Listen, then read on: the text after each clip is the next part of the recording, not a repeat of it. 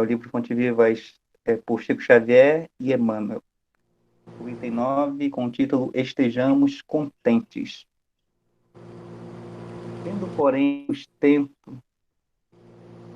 porém, sustento e com o que nos cobrirmos, estejamos com isso contentes. Paulo, 1 Timóteo, capítulo 6, versículo 8. O monopolizador de trigo não poderá abastecer-se à mesa senão de algumas fatias de pão para saciar as exigências da sua fome. O proprietário da fábrica de tecido não dependerá senão alguns metros de pano para a confecção de um costume destinado ao próprio uso. Ninguém deve alimentar-se ou vestir-se pelos padrões da gula e da vaidade, mas sim de conformidade com os espíritos que regem a vida em seus fundamentos naturais. Por que espera o banquete a fim de ofereceres algumas migalhas ao companheiro que passa fome? Por que reclamas um tesouro de moedas na retaguarda para seres útil ao necessitado? A caridade não depende da bolsa, é fonte nascida no coração.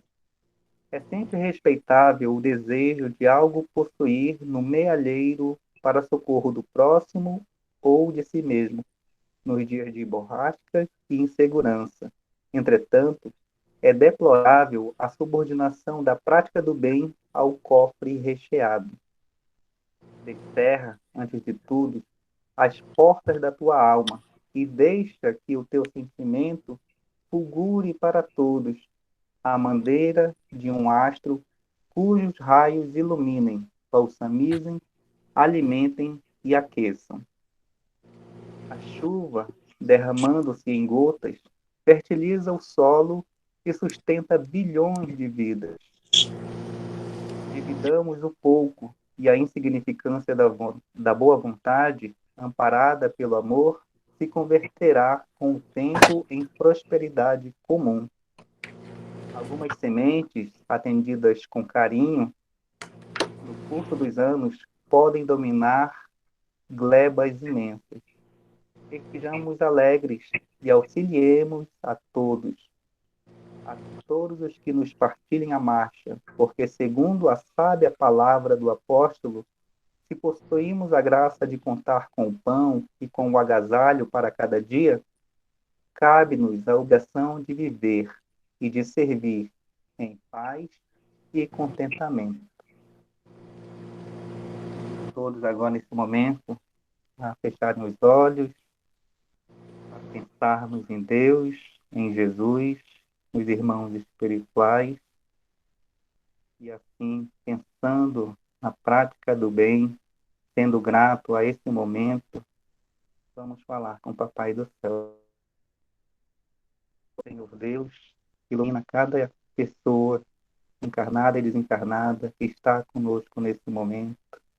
Ilumina, Senhor, também a nossa palestrante, nos auxilia a ter uma noite de estudo, de reflexão. Ajude-nos, assim, a acalmar nossos pensamentos, nossas emoções, para assim estarmos bem atentos a cada palavra. Palavras essas que surgem e que vêm do seu coração e são transmitidas através, hoje, da nossa palestrante. Que cada palavra atinja nossos corações e nos auxiliem e nos ajudem a sermos pessoas melhores. Fica conosco, Senhor, hoje e sempre. Assim seja. Então, vamos para a nossa palestrante, a Carol. Com você, Carol.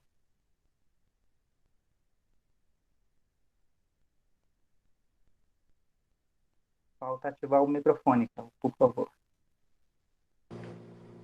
Eu toquei sem querer, desculpe. Boa noite a todos, bem-vindo ao nosso Centro Espírita Virtual. E nessa noite a gente vai falar um pouquinho sobre o tema O Valor da Vida. Né? Então, para a gente começar pelo início, que sempre é Allan Kardec, né, dentro da doutrina espírita, e é sempre o Livro dos Espíritos, nós vamos trazer aqui algumas perguntas, algumas eu vou ler e outras eu vou só mencionar, para que nós possamos nos inteirar, assim, dentro desse assunto, à luz da doutrina espírita. E lá na pergunta 134, que trata da encarnação dos espíritos, né, no capítulo 2, a gente vai ver que ele pergunta o seguinte para os espíritos, Kardec, né? Que é a alma? E a resposta é um espírito encarnado. Depois tem uma letra A, essa pergunta, que diz assim, que era a alma antes de se unir ao corpo? E a resposta é somente espírito. Ou seja, a alma já era alguma coisa antes de se unir ao corpo, e era um espírito, né, que depois encarna, nós vamos chamar então de alma. Na letra B, na resposta, ele diz o seguinte, os espíritos para nós, a alma é um dos seres inteligentes que povoam um mundo invisível, os quais temporariamente revestem um invólucro carnal para se purificarem e esclarecerem. Então, as almas, nós, né, a nossa essência, aquilo que nós realmente somos, esse espírito encarnado, né, que nós somos, já tivemos uma vida antes da nossa existência física. E povoávamos aquilo que se pode chamar de mundo invisível, o mundo espírita, o mundo dos espíritos, o plano espiritual. Todas essas denominações indicam essa habitação nossa antes e depois da nossa vida física, né? Porque depois da nossa vida física, nós também iremos habitar esse mesmo mundo, que é a nossa verdadeira casa, o nosso verdadeiro lar. E na 132, Kardec pergunta qual é o objetivo da encarnação dos espíritos, né? Ele pensa, já que esses espíritos já existem, já vivem no mundo, né? Por que então eles têm que adquirir um corpo físico e vir para a Terra e passar esses anos, né, aqui encarnados? Para que serviria isso, né? Para que serviria isso? E aí a resposta que dão os espíritos para nós é a seguinte: Deus lhes impõe a encarnação, né, ou a vida material, o corpo físico, para fazê-los chegar à perfeição. Então, a nossa vida, e depois ele segue, mas eu selecionei só essa parte da resposta. Então, essa nossa vida física, essa nossa vida material, né, que nós chamamos de vida, e é a vida biológica, né, porque é a vida do corpo físico, ela tem um sentido na vida maior que todos nós temos, que é a vida do nosso espírito. Esse já é pré-existente, esse já existia antes do nosso nascimento, nós já éramos alguma coisa, nós já tínhamos uma história, nós já tínhamos um passado, nós já tínhamos, com certeza, amizades, amores, desafetos, problemas, dificuldades, né? E tudo aquilo que nos caracteriza como espíritos já existia antes de nós entrarmos nessa vida que agora nós estamos presentemente. E Deus trabalha em nós a nossa evolução nesses dois momentos. O momento maior, mais importante, que é o momento lá no mundo dos espíritos, né, na espiritualidade, onde nós vivemos uma vida que nos ensina, que nos faz crescer, que nos traz atividade, que nos traz trabalho. Nós não ficamos inativos quando estamos no plano espiritual, muito pelo contrário. E lá é a nossa verdadeira casa, porque lá que nós passamos sempre a maior parte do tempo da nossa vida maior, que é a nossa vida espiritual. Na verdade, nós podemos dizer que nós temos uma vida só, mas essa vida tem várias fases. E algumas dessas fases se dão no plano espiritual e outras fases se dão no plano material, como se fosse um terceiro corpo. que é esse corpo físico que nós construímos. Depois a gente vai ver isso mais detalhadamente na outra parte. Nós vamos falar a seguir. Né? Então, a respeito esse conceito, eu gostaria que nós estabelecêssemos, porque disso depende um entendimento bastante diferente a respeito do que seja a nossa vida e a respeito do valor que nós vamos dar a ela. Né? Porque nós vamos entender esse propósito maior que existe. Nós não temos uma vida por acaso, nós não temos uma vida de ocasião, vamos dizer assim. De repente, alguém resolveu constituir uma família e então determinada pessoa nasceu. Né? E ela não existia, ela não era nada, e geneticamente, então, aquele ser vai ser construído. Isso não se dá dessa forma. Né? Então, essa encarnação e a reencarnação, na verdade, porque ninguém de nós está na nossa primeira vida, nós já tivemos muitas outras antes dessa, porque, na verdade, todas as vidas que nós temos nos corpos físicos são a sequência de todo um planejamento de evolução de um espírito, né? Então, nós vamos tendo experiências que vão nos trazendo, pelas diversidades de aspectos que nós vamos vivenciando em cada vida, que vão construindo em nós quem nós somos hoje. Então, hoje, cada um de nós aqui presentes é o fruto, o resultado final de todo um processo evolutivo que constitui-se de muitas vidas materiais, em muitos corpos diferentes, em muitas sociedades diferentes, em muitas famílias diferentes, né? E todas essas experiências estão dentro de nós, arquivadas naquilo que a psicologia pode chamar de inconsciente, né? E naquilo que o espiritismo chama para nós de perispírito ou corpo espiritual, que é um corpo que nós trazemos já em espírito, né? Que não é perecível como esse corpo material que nós temos aqui, que nós não necessitamos trocar, nós precisamos sim fazer uma constante adaptação segundo as nossas necessidades, mas não trocar, porque é um corpo muito maleável, diferente desse corpo de matéria densa que nós trazemos agora, que é o corpo físico, que nós podemos assim enxergar, né? Como o nosso corpo agora da matéria, biológico, nosso corpo biológico. Então, a reencarnação, a necessidade da vida espírita, como a morte é o da vida corporal, e os espíritos respondem para nós, sim, certamente. Né? Se nós estamos lá no plano material, no plano espiritual, é certo que nós iremos reencarnar, até atingirmos um estado onde não necessitemos mais desse expediente, dessa experiência material. Mas isso, ainda para nós, vai levar um determinado tempo, né? Porque nós precisaremos por muito tempo ainda das vidas, das diversas vidas que nós vamos ainda viver. E mais cedo ou tarde, aquele espírito que está no plano material, no plano espiritual, lá na pergunta 333, cedo ou tarde ele sente a necessidade de encarnar. E aí, então, vai começar todo um processo de fazer com que esse espírito encarne.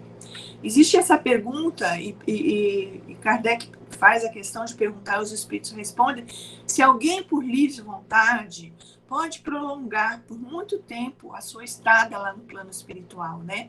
Dizer, não, tão cedo eu não quero encarnar, e ficar prolongando, e ficar adiando esse momento, né? Que é importante, que nós precisamos passar. E os espíritos falam que a gente pode sim adiar de alguma forma, muitas vezes pelo nosso livre-arbítrio, mas nunca indefinidamente. Se é uma necessidade para nós essa encarnação, nós precisaremos sim, num determinado momento, aderir a esse novo projeto, vamos dizer assim, de vida, né, que a gente vai fazer lá no plano espiritual. Então, nenhuma das nossas vidas, nenhuma das nossas existências é casual, é desnecessária ou é por acaso.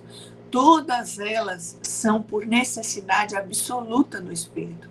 Né? Nós precisamos encarnar, porque assim nós vamos progredir de forma mais rápida, de forma mais constante, seguindo, como assim Deus quer, o nosso projeto, né? O projeto que Ele determinou para nós no momento em que nos criou, da forma que gostaria de ter nos criado. Todos simples e ignorantes, com as mesmas condições, sem que nenhum de nós recebesse privilégios ou condições desfavoráveis. Todos nós temos as mesmas condições de progresso e de evolução.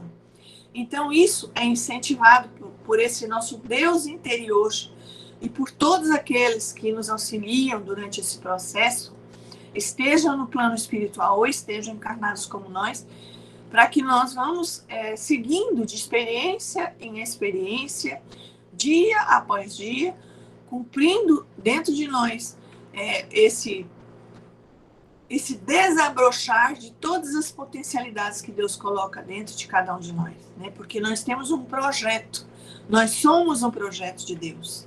E como projeto de Deus, não é um projeto com falhas, não é um projeto com defeitos, não é um projeto que vai no futuro ser lamentado por quem quer que seja. Todos nós seremos perfeitos, todos nós teremos as qualidades que Deus colocou em nós para serem desenvolvidas. Mas Ele, dentro da sua sabedoria infinita, escolheu, decidiu que nós trabalhássemos por conta própria essa evolução e que tivéssemos participação ativa nesse processo e que até nos permitiu decidir se nós vamos acelerar ou se nós vamos em marcha lenta rumo a essa evolução. É claro que ele coloca mecanismos que favorecem, que estimulam que nós aceleremos o processo sempre que possível, né?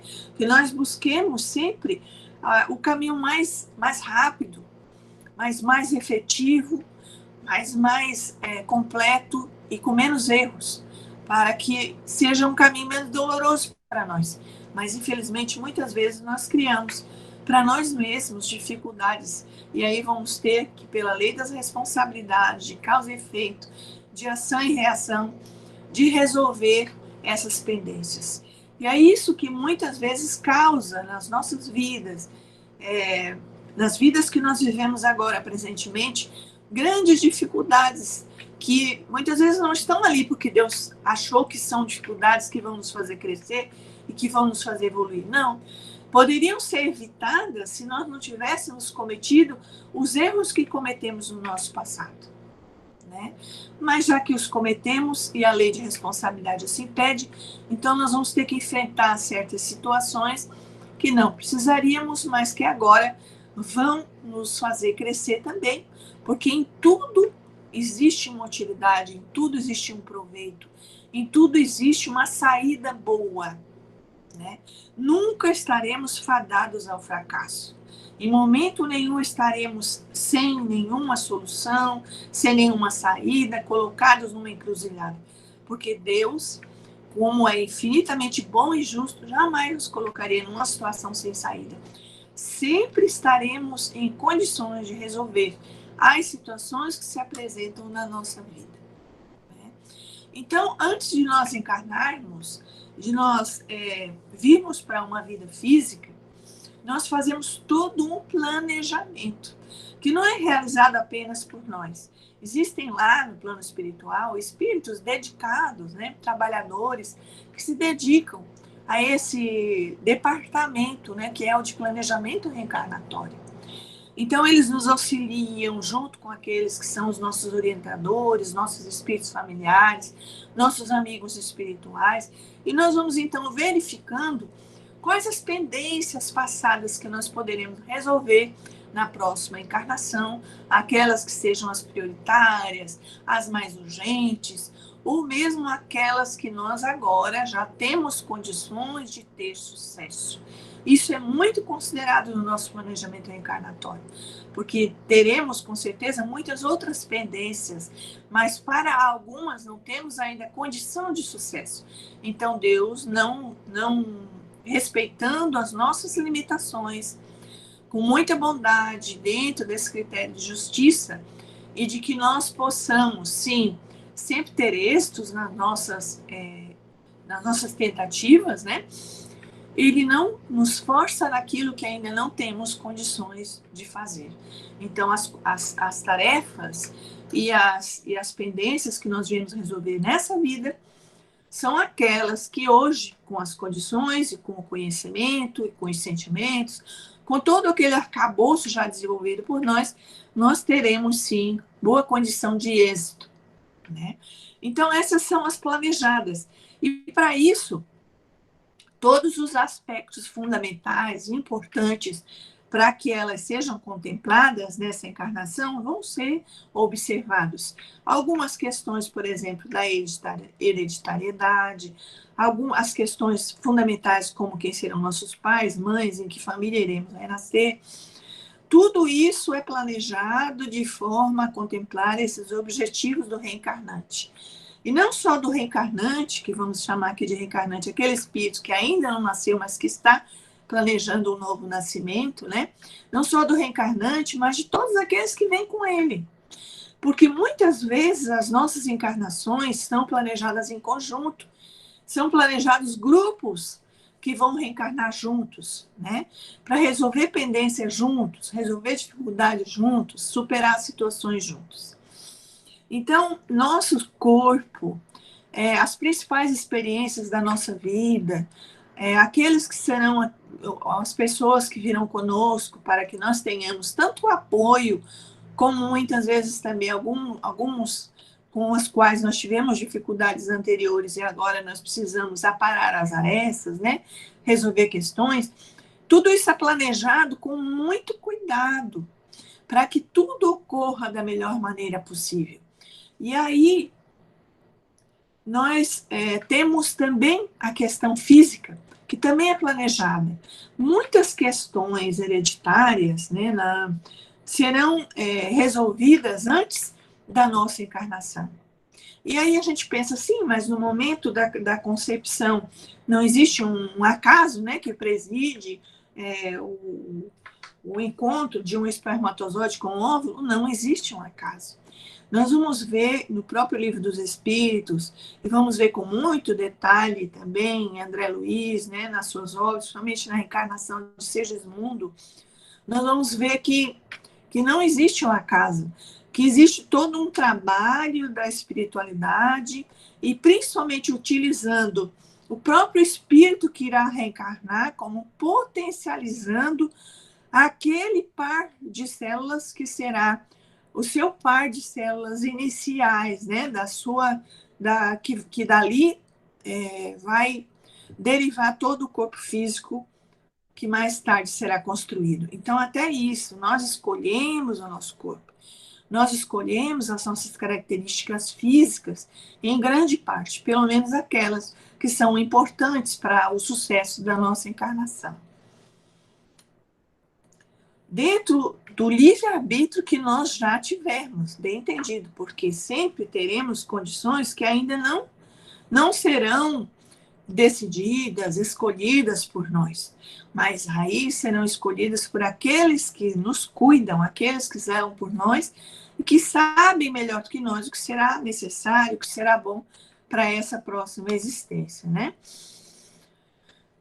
Então, o que eu quero dizer para vocês é que essa encarnação é um resultado de um grande investimento, de um grande esforço e de muitos espíritos, não apenas de um seu, ou do seu protetor, ou daquele que será o seu anjo da guarda na vida, ou dos seus pais, né, ou da família que vai te receber. Não. É um investimento de muitos espíritos também no plano espiritual. Porque para que alguém encarne, são necessárias muitas providências, né? Há encarnações que são planejadas séculos antes, dependendo do grau de dificuldade de cada coisa, né? E algumas mais rápido, outras de forma mais demorada, mas tudo conforme as conveniências de cada espírito, as necessidades e até o merecimento, né? Então, nós não podemos perder essa oportunidade, porque é uma oportunidade, porque é uma construção né? É a realização de um projeto almejado por nós. Muitas vezes, nós precisamos empenhar não só esforços, como resolver uma série de situações, de combinações com pessoas, ajustes. E alguém aceitou que nós encarnássemos, e outro não, e outro veio junto. Enfim, são muitas conveniências, são muitos ajustes que forem necessários para reunir certas pessoas no mesmo grupo familiar, né, ou no mesmo grupo de amizades, no mesmo tempo, para que possam muitas coisas ser resolvidas. Então, nós estando dentro, já tendo passado por todo esse planejamento, já tendo conseguido encarnar, já tendo conseguido nascer, né? Tendo conseguido passar por muitas experiências da nossa vida, então agora a gente precisa ser muito grato à oportunidade que nós conseguimos, aos esforços que todos tiveram em relação a nós. A gente muitas vezes não tem noção da gratidão que nós temos que ter a tantas pessoas, né? As pessoas reclamam de tudo e não lembram de ver o quanto de esforço muitos fizeram e fazem para que nós estejamos hoje vivos, né? Para que nós estejamos hoje no lugar em que nós necessitamos estar, com as pessoas que nós necessitamos estar. Então, existe lá na pergunta 880, qual é o primeiro de todos os direitos naturais do homem? É viver, né? Então, se Deus programou a nossa existência, se permitiu que nós existíssemos, que nós estivéssemos aqui vivos, encarnados, é um direito. E esse direito não está permitido a ninguém, e nem a nós próprios, de tirar e de deixar esse direito para trás. Nós necessitamos da vida, né? Nós necessitamos da vida. E vamos lembrar daqueles que estão hoje reencarnando. Então, esse direito que nos deram, esse direito que Deus e todos aqueles que contribuíram para a nossa existência, né? Incluindo os pais, incluindo a família, incluindo os espíritos que estão à nossa volta e que sempre estiveram nos protegendo e cuidando do nosso planejamento reencarnatório, nós precisamos também garantir que outros tenham esse mesmo direito. Quem somos nós que estamos hoje vivos, né? E que tivemos tudo isso e todo esse investimento para negar a nossa participação na vinda de uma outra criatura? Quem somos nós? Não faremos nada mais do que restituir algo de que nós já fomos beneficiados, né? Levar para alguém aquilo e aquele benefício que nós recebemos presentemente.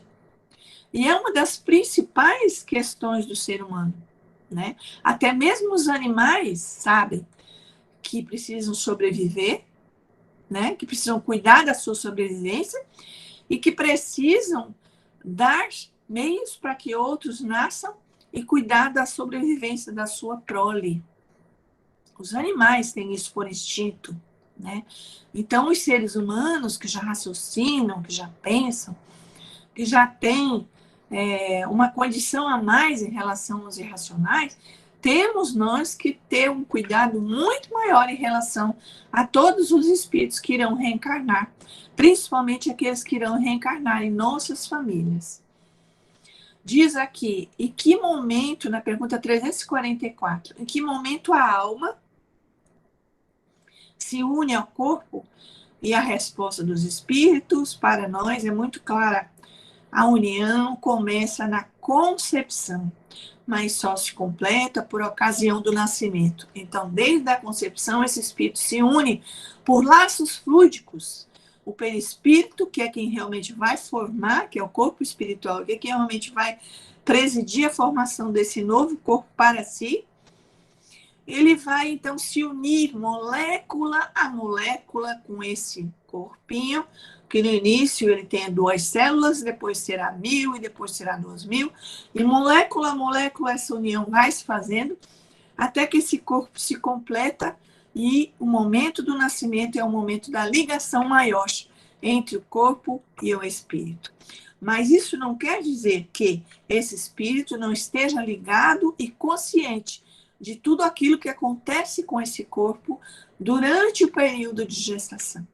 Então, aqueles de nós que pensam, de alguma forma, que interromper a gravidez em qualquer momento da gestação não causa mal a ninguém, porque não existe ali nenhum espírito ainda ligado, não existiu o nascimento, se equivoca. Se equivoca. Porque já existiu esse planejamento, isso é o em primeiro lugar. E já foi um investimento muito grande, que por qualquer descuido pode muito bem ser perdido, né? E é um grande investimento que será perdido. Investimento de muitas pessoas, como eu já expliquei. Em segundo lugar, você estará ferindo esse espírito diretamente no seu direito de viver. Porque ele já estará com todo o processo da sua nova vida, da sua nova reencarnação pronto e já estará se ligando aos pais, se ligando àquele corpo que está em formação. Então, interromper a gravidez de forma criminosa sempre irá acarretar enormes prejuízos a esse espírito reencarnante, né? Então, esse direito à vida daquele que ainda não nasceu é tão verdadeiro, né, é tão grande como o direito à vida de nós próprios. Só a Deus cabe saber o momento de interromper a vida de qualquer pessoa, né? Então, nós precisamos cuidar desse nasciturno, né, dessa pessoa que ainda não nasceu. E aí nós vamos falar, que eu acho importante que a gente fale isso, porque eu já vi alguns espíritas equivocados a respeito dos métodos anticoncepcionais, né? Alguns deles realmente impedem que ocorra a fecundação, portanto, não existiu ali um espírito, uma ligação, né, não existiu um começo de vida, vamos dizer, aí tudo bem, né, ok, a gente poderia optar por esses métodos, mas existe um hoje muito empregado, que é a famosa pílula do dia seguinte. Vamos lembrar que o Fério um dia desse já está falando, que geralmente eles falam o dia seguinte, mas que geralmente a pessoa vai tomar 3, 4, 5, 6 dias depois, né? E aí diz dia seguinte, né? E na verdade nem no dia seguinte, porque é um método abortivo, né? Porque o que você está planejando e pretendendo ali é que uma vez que a gravidez já tenha sido estabelecida, que ela seja, que a concepção já tenha sido estabelecida, que ela seja, então, interrompida, né? O nome disso é aborto. Então, essa pílula do dia seguinte é um método abortivo, porque ela vai interromper, não vai prevenir uma concepção, ela vai interromper a concepção, né? Ela vai interromper a vida já existente, né? Já concebida nos seus primórdios, né? Então, muita responsabilidade em relação a isso, porque também nesse momento já houve todo esse investimento do espírito, o investimento que nós falamos antes, e já se estabeleceu pela vontade divina que aquela vida prosseguisse. E nós estaremos, então, pela nossa irresponsabilidade, pelo nosso descaso, muitas vezes até pelo nosso desconhecimento, né? Favorecendo um ato que vai prejudicar em muito esse espírito que gostaria muito de nascer, né? Que gostaria, e não só gostaria, que necessita nascer. E uma vez interrompida essa gestação, qual será a próxima oportunidade para esse espírito? Né? Qual será a próxima oportunidade? Essa é a questão que a gente deve fazer. Né? Ah, porque aí não existiu? Não existiu, é uma pessoa que existe. Esse espírito é pré-existente, vamos lembrar disso. Né? Ele não foi criado ali naquele momento, ele já existe. E ele existe e ele necessita de uma oportunidade reencarnatória. E de alguma forma nós já nos dispusemos a isso, porque ninguém nos obriga, né, a ser pai e mãe. Nós consentimos de alguma forma. Então, esse consentimento é que nós precisamos avaliar. As dificuldades que nós estamos colocando nesse momento, lembrando que Deus sempre coloca para nós as dificuldades que nós temos condições de superar, são as dificuldades que nós necessitamos. esse espírito não vem só por conta do planejamento reencarnatório dele. Ele também vem pelo nosso planejamento reencarnatório. E se nós estamos agora frente a uma gravidez, frente a uma situação de recebermos em nossa família uma nova alma, né, um espírito reencarnado, é porque isso está, de alguma forma, contribuindo também para a nossa evolução, também para o nosso crescimento. Quantas vezes nós achamos que estamos sem solução, né? E, de repente, as coisas todas se organizam, as coisas todas modificam, e a gente vê que não era assim como nós pensamos. Quem somos nós para saber o nosso futuro? Quem somos nós para saber o dia de amanhã?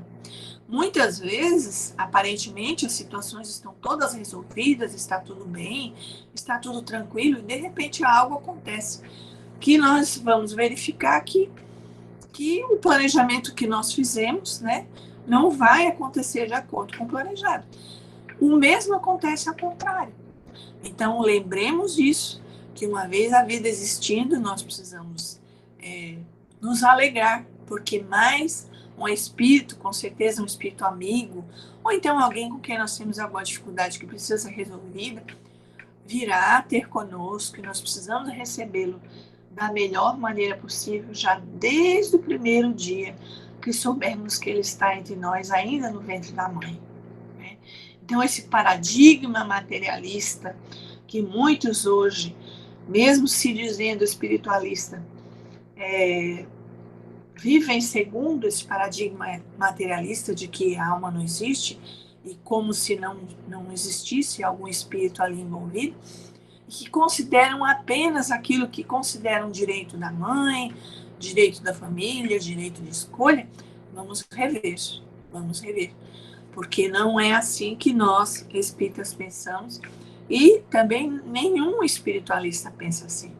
Porque todos os espiritualistas, né, aqueles que acreditam que nós temos uma alma, que nós temos um espírito, consideram os direitos desse espírito. Né? E nós vamos lembrar aqui, um último detalhe rapidinho, daqueles que hoje em dia, infelizmente o Brasil já permite, né, que se aborte, que são os anencéfalos, né? Que na verdade de anencéfalo não tem nada, porque se fosse realmente sem cérebro, jamais poderia viver. Mas vivem, e alguns vivem e chegam inclusive à adolescência. Mas tem cérebro, tem partes do cérebro, que na verdade o nosso cérebro é triuno. São 3 partes, né, que são compostas, e que existe um cérebro reptiliano, depois um outro cérebro, e um terceiro, que é mais moderno, né, que é essa parte dos lobos frontais, né, que nós temos. E que, então, esse dito anencéfalo não é anencéfalo, é uma pessoa que tem dificuldade em relação a, talvez, alguma parte do cérebro que não tenha, né? Tem um cérebro diminuído, mas não sem cérebro. Tanto é que muitos podem, hoje em dia a gente tem acesso pela internet, a vídeos e tudo, e nós podemos verificar que muitos falam, conversam e têm uma vida relativamente normal. Então, são espíritos que necessitam da vida nessas específicas condições. E nós estamos hoje, pela nossa lei, privando muitos deles dessa vida, que é a vida que eles necessitam. Né? Que é o corpo que eles mesmos podem fazer e conseguem fazer e necessitam fazer nesse momento evolutivo. Nesse momento evolutivo. E nós precisamos começar a compreender a nossa vida de um ângulo mais elevado, né, da vida como um todo, e dessas nossas encarnações, essas nossas experiências físicas, em corpos físicos, como apenas momentos que nós vivemos.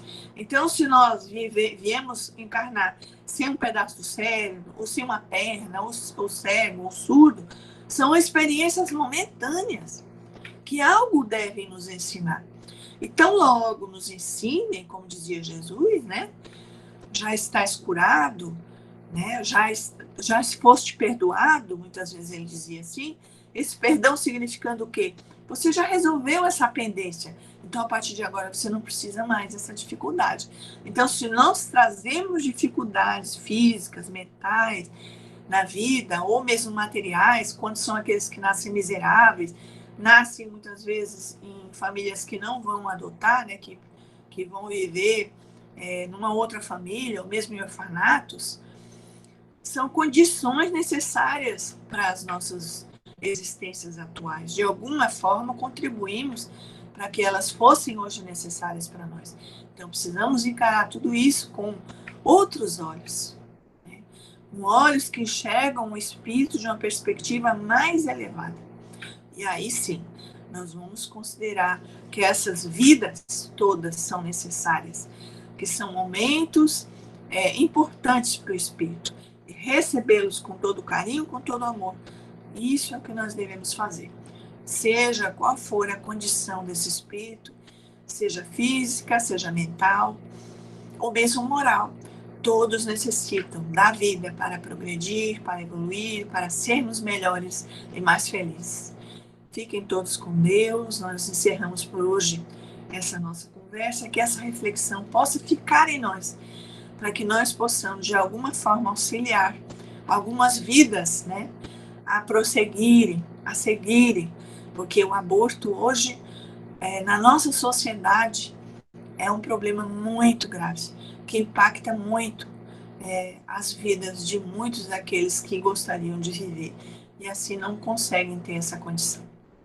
Fiquem com Deus.